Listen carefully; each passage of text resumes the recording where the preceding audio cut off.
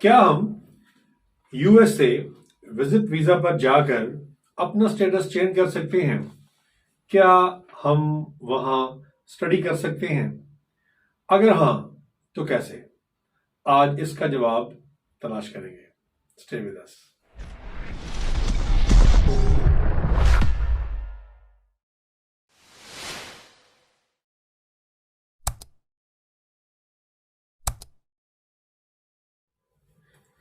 हमें बहुत से लोगों ने ये सवाल किया कि क्या अगर हम यूएस से चले जाते हैं, हमारे पास विजिटर वीजा है और हम अपना इस विजिटर वीजा का जो ये एक पीरियड है इसको प्रोलॉन्ग करना चाहते हैं इस तरह से कि हमें वहां पर कोई कोर्स पसंद आ गया है और हम वो कोर्स वहां करना चाहते हैं, तो इसका क्या तरीकाकार है? हम किस तरह से वहां रहते हुए अपना स्टेटस चेंज कर सकते हैं? तो हमने कहा चलें, ये एक ऐसा टॉपिक है कि इससे अगर ये वाली इंफॉर्मेशन हमारे दोस्तों को मिल जाए तो उनमें से बहुत से लोगों का वक्त जो है वो बच जाएगा, और अगर वो चाहें अपना स्टेटस वहां पर चेंज करना वहां रहते हुए तो कर सकते हैं। इसमें हमने सिर्फ कुछ बातों का ख्याल रखना है, यानी ये कि यूएसए गवर्नमेंट ये अलाउ करती है कि आप अगर वहां पर विजिटर वीजा पर आए हैं और आप वहां पर अपना स्टेटस चेंज करना चाहें, कुछ थोड़ा बहुत वहां स्टडी करना चाहें, तो आप कर सकते हैं। कैसे? वो इस तरह से, उसकी सबसे पहली बात ये है, जो उसकी शर्त है वो ये कि जब हमने अपना स्टेटस चेंज करने के लिए जाना है तो हमारा स्टेटस वहां पर लीगल होना जरूरी है। मतलब ये कि हम वहां लीगल तरीके से पहुंचे हों, यानी वीजा लेके गए हों। और वीजा के लिए ये हम जानते हैं कि विजिटर वीजा चाहे हमारे पास 5 साल का भी है, यानी पाकिस्तानी पासपोर्ट पे 5 साल का वीजा मिलता है, इंडियन पे 10 साल का मिलता है। इस तरह से अगर हमारे पास 5 साल का वीजा है मगर हमें वहां पर रहने के लिए सिर्फ 6 माह यानी 180 डेज का टाइम दिया जाता है, तो हमारे पास सबसे पहली बात यह है कि हमारे वो 180 डेज जो हैं वो अभी पूरे नहीं होने चाहिए और जब हम अपने वीजा के स्टेटस को चेंज करने के लिए वहां जाएं। दूसरी बात ये कि हमने कोई हमारे ऊपर वहां इलीगल किसी भी किस्म का कोई इलीगल काम का हमारे ऊपर कोई चार्ज ना हो, यानी ये कि हम अगर यूएस से रह रहे हैं तो हमने किसी किस्म की कोई वायलेशन न की हो, यानी इस तरह के काम ना किए हों कि हम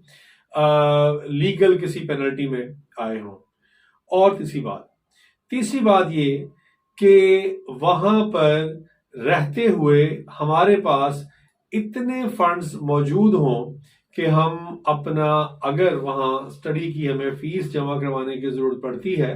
तो हमारे पास पैसे हों, हम अपना जो हमारे पास फंड्स हैं वो इतने मौजूद हों कि हम वहां अपना खर्चा जो है वो उठा सकें।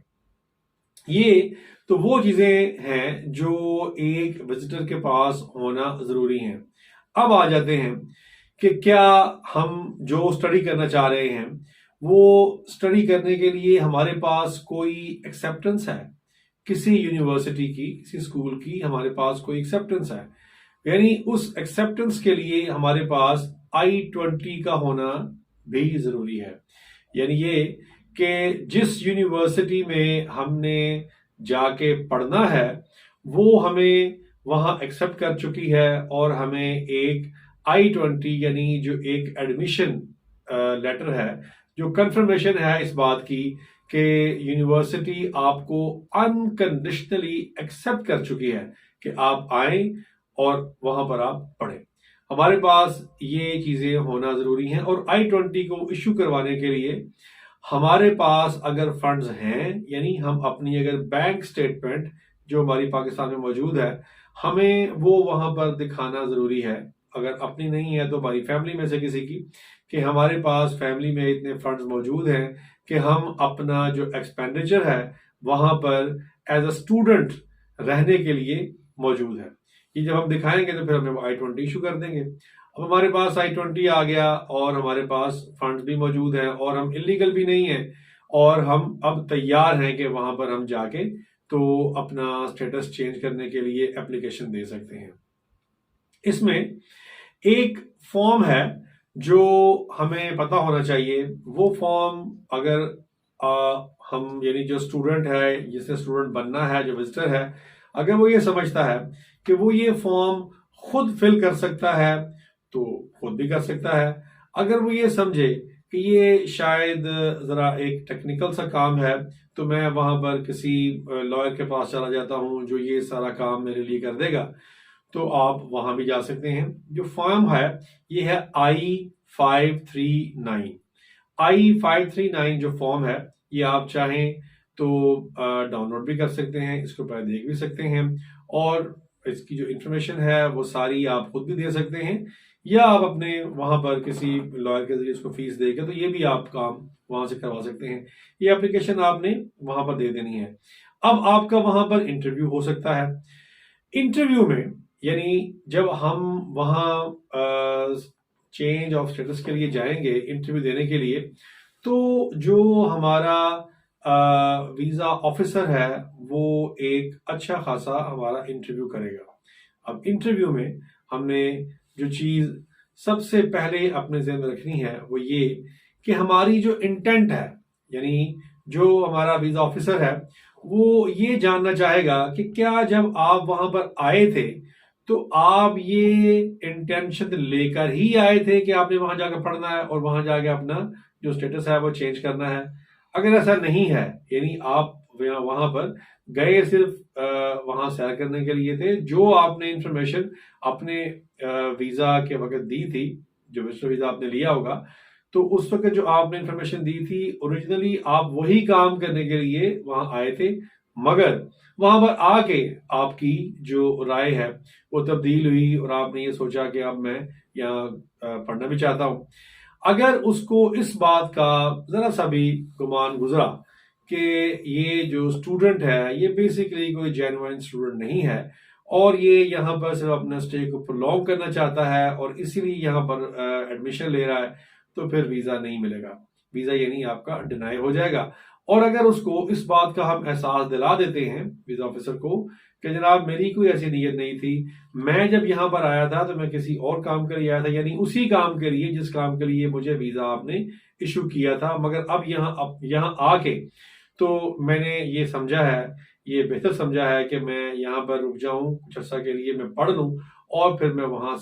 यहाँ से वापस आ जाऊंगा और मेरे पास वापस जाने के लिए बाकायदा ग्राउंड्स मौजूद है, यानी ये कि मेरी वहां पर फैमिली है, मेरी टाइज बड़ी मजबूत है अपनी कंट्री के साथ और मैं वहां जाना चाहता हूं, मगर ये कोर्स कर लेने के बाद